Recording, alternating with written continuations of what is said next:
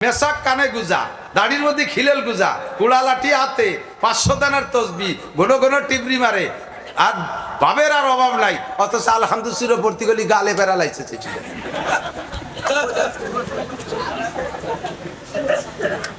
বহুত বড় আলেম কিন্তু লেখাপড়া জানে না। বহুত বড় আলেম লেখাপড়া জানে না। এর ভিতরে চেহারা দেখে টের পাই, মাল দেখলে টের পাই।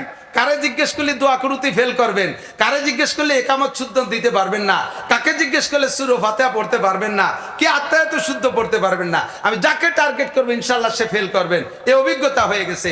তো এই যে ডুপ্লিকেট ইবাদত, আমার সূরা ভালো না, দোয়া কুরুত ভালো না, আমার নামাজ কালাম সুন্দর না, এই নামাজ দিয়ে জান্নাতে যাব, এর আশা খুব কমই করা যায়, এর আশা খুব কমই করা যায়। ও দোস্ত, কাজেই আমাকে মরণকাল পর্যন্ত, কিয়ামত পর্যন্ত আমাকে কবরের জিন্দেগিতে থাকতে হবে। ওয়ানাদি অনন্তকালের সুখের জীবন জান্নাত আমাকে উপভোগ করতে হবে। সেই জন্য আমাকে একটা স্থায়ী আয়ের উৎস খুলে রেখে যাওয়া দরকার। কথা বলেন ঠিক ঠিক না?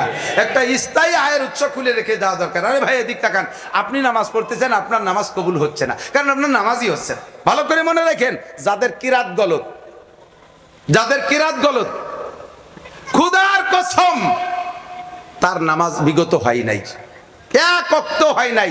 না পড়ার কারণে যেমন এক ওয়াক্তের কারণে 230 কোটি 40 লক্ষ বছর জাহান্নাম, যারা ভুল কিরাতে নামাজ পড়ছেন তাদেরও 200 কোটি 30 লক্ষ 40 হাজার বছর জাহান্নাম। তাহলে ভরি কি এলো? তাহলে তো আর পড়বো না সামনে। না পড়লে আমার কি হয়েছে, না পড়লে আল্লাহর কি হয়েছে? তুমি না পড়লে না পড়ি বেড়া, ধুলাই যেদিন খাবা সেই দিন বুঝবা। তা এখন কি করা যায় তাই করতে হবে, ছাড়িয়ে দিয়ে তো উপায় নাই, ছাড়িয়ে দিয়ে উপায় নাই। করতে হবে কি, কিরাতরে শুদ্ধ করতে হবে। কথা কন, কিরাতরে শুদ্ধ করতে হবে। আর শুদ্ধ করার মেহনতের ভিতর দিয়ে